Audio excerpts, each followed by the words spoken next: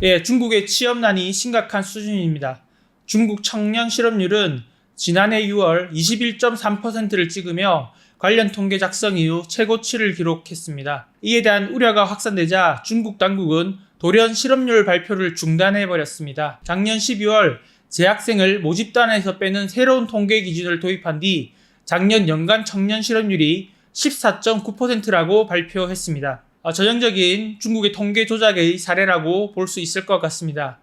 거짓말을 하는 것은 아니겠지만 기준을 바꿔버리는 방식으로 통계 결과값도 바꿔버리는 것이죠. 이런 마사지 때문에 중국의 통계를 믿을 수 없다는 편견이 만연한 것이라고 볼 수 있고, 일정 부분 이것은 중국 정부가 자초한 측면이 크다고 볼 수 있을 것 같습니다. 어쨌든 취업 포기 인원을 비노동력 인구로 분류하고 있는 점을 고려하면 실제 청년 실업률은 46%가 넘을 것이라는 분석도 나오고 있습니다. 절반에 가까운 중국 청년들이 사실상 실직 상태라는 이야기입니다. 그러다 보니 대학원에 진학하는 학생들이 늘고 있다고 합니다. 중국 국가통계국의 지난 3월 발표에 따르면 작년 신규 대학원 등록자 수가 130만 2천 명으로 집계됐다고 합니다. 2018년 85만 명, 2019년 91만 명, 2020년 110만 명, 2021년 117만 명, 2022년 124만 명의 신규 대학원 등록자가 나왔는데 작년까지 6년 연속 그 숫자가 늘고 있는 것입니다. 이는 고학력자들이 마땅한 직업을 찾지 못해서 학업을 연장하는 경우가 늘고 있는 영향이 크다고 볼 수 있습니다. 상황이 점점 심각해지자 각 지방정부는 청년 실업률 대책을 내놓고 있습니다. 산둥성은 공공부문 일자리 10만 개 창출 계획을 냈고, 푸젠성과 지린성 등은 일자리 매칭 시스템 구축 방안 등의 대책을 발표한 것이 대표적 사례입니다. 심지어 농촌 일자리 프로그램까지 마련하면서 취업난 해소에 각 지방정부가 힘을 쏟고 있습니다. 하지만 구조적이고 근본적인 문제들이 해소되지 않고 있기 때문에 중국의 청년 구직난은 앞으로도 계속 이어질 공산이 큽니다.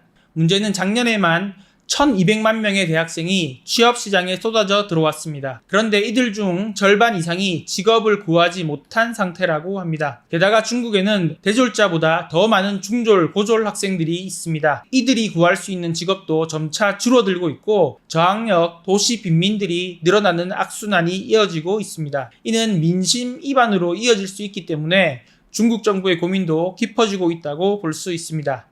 그러면 왜 청년 실업난이 이토록 심각한 것일까요? 그것은 중국의 고도 성장이 이제 막을 내렸기 때문입니다. 거기다가 중국이 추구하는 신경제는 노동집약적 산업에서 탈피하고 있기 때문에 과거처럼 많은 노동력을 필요로 하지 않습니다. 제가 최근에 방문한 중국의 태양광 배터리 공장들도 대부분 무인화돼 최소한의 인력만 근무하고 있었습니다. 공장 핵심 라인에서는 사람들을 찾아볼 수 없을 정도로 자동화율이 높았고, 로봇 선진국인 중국은 앞으로 이 같은 공장 자동화 스마트화에 더 박차를 가할 것입니다. 공정은 효율화되겠지만 그 과정에서 필요 노동력 감소는 불가피하다고 볼 수 있습니다. 다시 말해서 미국에 대항해 신산업을 키우기 위해선 양보다 질로 승부하는 신품질 생산력의 고양이 필수적이지만 이 과정에서 노동의 문제가 발생하고 있는 것입니다. 아직 중국은 서비스업 같은 경우 철저히 분업화된 모습을 볼 수 있고 많은 인력들이 비효율적으로 일한다는 인상을 받게 됩니다.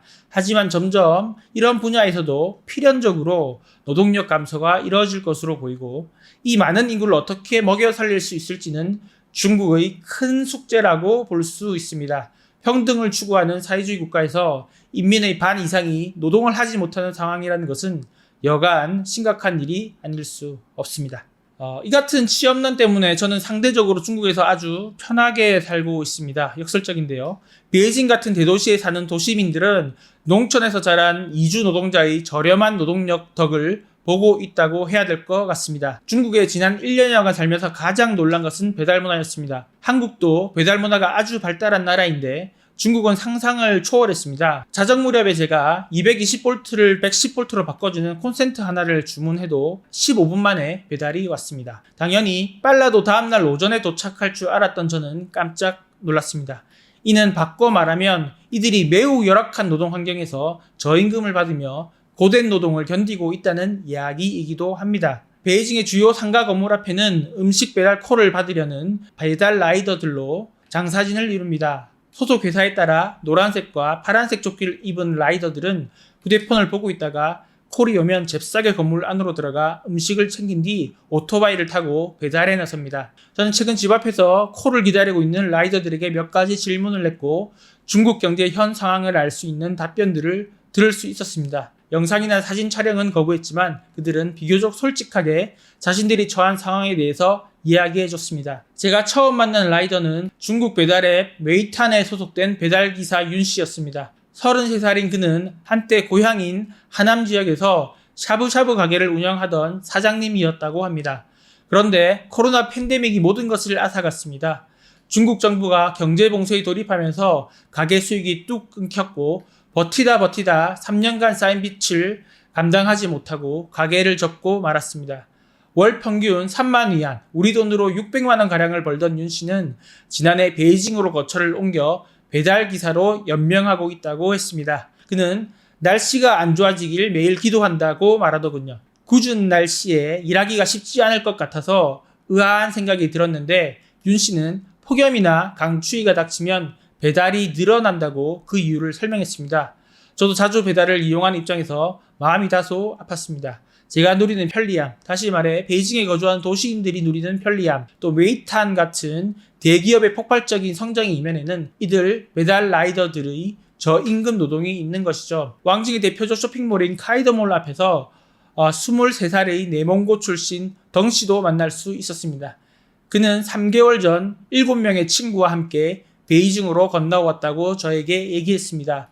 중학교를 졸업한 뒤 곧장 배달 일을 시작한 그는 베이징 배달 단가가 더 높다는 이야기를 듣고 이주를 결심했다고 말했습니다. 내몽고는 배달 단가가 3위안인데 베이징은 평균적으로 7위안 정도라고 했습니다. 아침 7시부터 저녁 8시까지 종일 일하면 하루 30건의 오더를 받는데 그러면 하루 200위안, 하나로 약 4만 원을 번다고 했습니다. 한 달 내내 쉬지 않고 일해도 120만 원 정도를 벌 수 있다는 얘기였습니다. 그는 베이징이 물가도 비싼데 생각보다 수입이 많지 않아서 고민이라는 말을 남긴 뒤 콜을 받고 오토바이를 바삐 움직였습니다. 사실 라이더들은 중국의 도농 격차와 후커우 제도의 불합리함을 상징하는 하나의 사례이기도 합니다. 후커우 제도는 일종의 호적 제도인데 중국에서 도시 호적을 갖고 있는 사람은 36%이고 나머지 64%는 농촌 호적을 갖고 있습니다. 농촌은 아이를 많이 낳고 도시는 그렇지 않기 때문에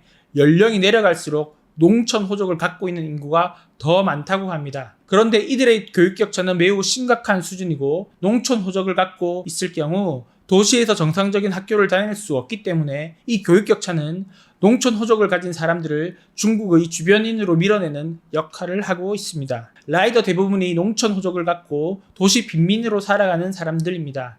제가 대화를 나눈 5명의 라이더들도 모두 베이징 출신이 아니었습니다. 실제로 중국 연휴 때는 라이더들이 모두 고향으로 돌아가 배달이 제대로 안 될 정도입니다. 그런데 중국이 이 같은 기회불평등을 묵과하고 있다는 것은 아이러니한 측면이 있고 많은 비판과 지적에도 통치 문제 때문인지 후커 제도는 여전히 개선이 이루어지지 않고 있습니다. 지금까지 살펴본 것처럼 중국 경제가 심상치 않습니다. 비단 취업난만의 문제가 아닙니다. 도시들이 활력을 잃고 있는 게 눈에 보일 정도입니다. 코로나 팬데믹과 경제 봉쇄의 영향이 생각보다 큰 것 같습니다. 그리고 부동산 침체와 더불어 미중 갈등이 심화되면서 대내외 여건이 악화되고 있는 것도 중국 경제의 회복을 더디게 만드는 요인입니다. 그런데 미중 패권 갈등이 갑자기 해소될 것이라고 보는 사람은 없습니다. 계속 갈 것입니다. 부동산 문제 또한 각종 대책을 쏟아내면서 한숨 돌린 것은 사실이지만 부동산이 과거와 같은 반등을 보일 것이라고 보는 전문가들은 드문 상황입니다. 부동산 위기가 금융위기, 나아가 국가위기로 번진 것을 막는 수준에서 관리되는 수준이 아닐까 싶습니다. 그 얘기는 중국인들의 소비 회복세도 당연히 더딜 수밖에 없다는 것을 의미합니다. 거기에 실업 문제는 점점 심각해지고 있습니다. 실업자들이 누적되면 당연히 사회 불만이 커질 수밖에 없습니다. 중국 정부도 이 문제를 해결하기 위해서 여러 가지 아이디어를 내고 있지만 뾰족한 해법이 보이지 않는 것 같습니다. 중국이 현재 내부적으로 경제 부흥에 모든 것을 올인하는 신경제 프로젝트를 가동하고 있다고 합니다. 지방 정부를 중심으로 목표치를 세우고 기술 혁신에 힘을 쏟고 있는 것인데 그 결과가 나와서 인민 전체의 부의 증대로 이어지기까지는 지난한 시간이 걸릴 것으로 보입니다. 또 성공을 담보할 수도 없습니다. 미국의 견제가 아주 심하기 때문이죠. 중국이 이를 뚫어내고 신경제를 구축해 중국 경제의 새로운 패러다임을 열고 실업난까지도 일거 해결할 수 있을까요? 다소 부정적 전망이 많을 수밖에 없지만 어쨌든 중국은 그 길밖에 없다고 판단한 것 같습니다. 걱정스러운 것은 만약에 이 모든 것이 수포로 돌아가고 사회 불만은 더 누적될 경우 모두가 우려하고 있는 중국의 무력 도발 가능성은 더 커진다고 볼 수 있습니다. 한국도 이 같은 중국의 상황을 예의주시하면서 우리에게 닥칠 미래에 대한 대비를 잘 해야 될 것 같습니다. 지금까지 베이징에서 이준희였습니다. 감사합니다.